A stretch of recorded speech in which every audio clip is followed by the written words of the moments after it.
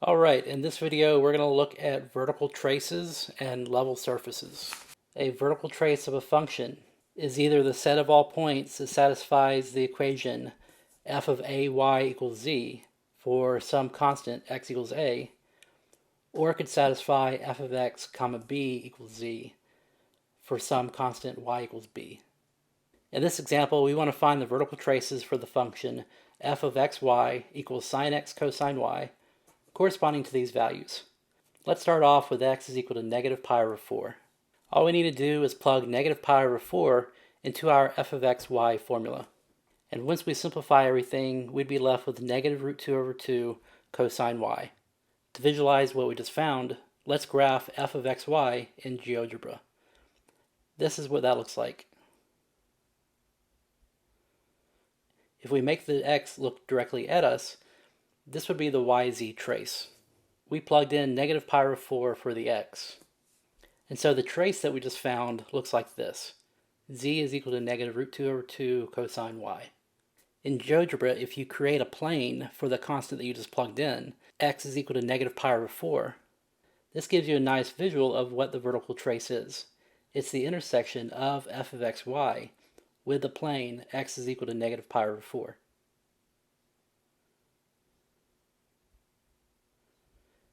So now if we want to find the vertical trace for x equals 0, all we're going to do is to substitute in 0 for the x term in f of xy.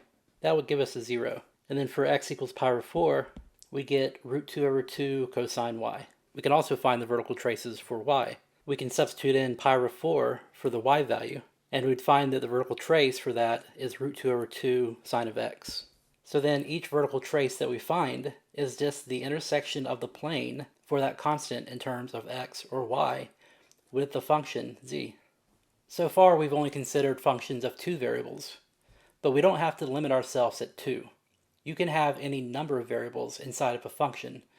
If you have a function of more than two variables, it gets very difficult to graph, which makes understanding some of these concepts a little bit abstract. Finding the domain and range of a function of three or more variables works exactly the same as it did for finding the domain of a function of one variable or two variables.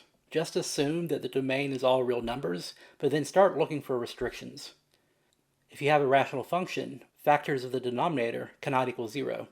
If you have a square root inside of your function, whatever's inside of the square root cannot end up being a negative value.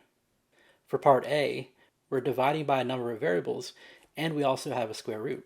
That radical in the denominator cannot equal 0, otherwise we would be dividing by 0, which we're not allowed to do no matter how many variables you have. What's inside of the radical has to be greater than or equal to 0, because we cannot take the square root of a negative number. If you put these two ideas together, that means that what's inside of the square root has to be strictly positive. If we move the x, y, and z terms over to the other side of the inequality, we'll find that x squared plus y squared plus z squared has to be less than 9. So the domain for this ends up being x, y, z, and r, such that x squared plus y squared plus z squared is less than 9. For part B, the three independent variables of the function are x, y, and t. In the numerator, we have the square root of 2t minus 4, which means what's inside of the radical has to be greater than or equal to 0. If we solve for t, we'll find that t has to be greater than or equal to 2.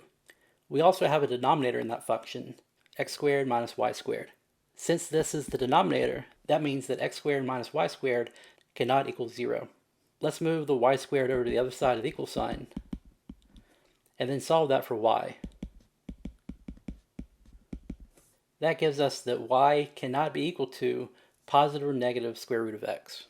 Since we have two different restrictions on the domain, one for t and the other one for x and y, just separate those two restrictions with a comma. That means the domain is going to be x, y, t in R, such that y is not equal to plus or minus root x, and also that t is greater than or equal to 2. And finally, we'll look at level surfaces. A level surface is just a way that you can reduce the dimensionality of a four-dimensional graph into 3 dimensions. The idea behind level surfaces is the same as the idea behind level curves. Just set your function equal to some value of c and solve. Here's an example. Find the level surface for the function corresponding to c equal 1. You could find the general formula for this by setting your function equal to c. But in this example, we really just want to find it for c equals 1. So I'm just going to set it equal to 1. That would give us 4x squared plus 9y squared minus z squared equals 1. This is the graph of a hyperboloid of one sheet. The important thing to remember here is that a level surface is a very specific 3D representation of a 4D object, whereas earlier when we looked at a level curve, that is a specific 2D representation of a 3D object.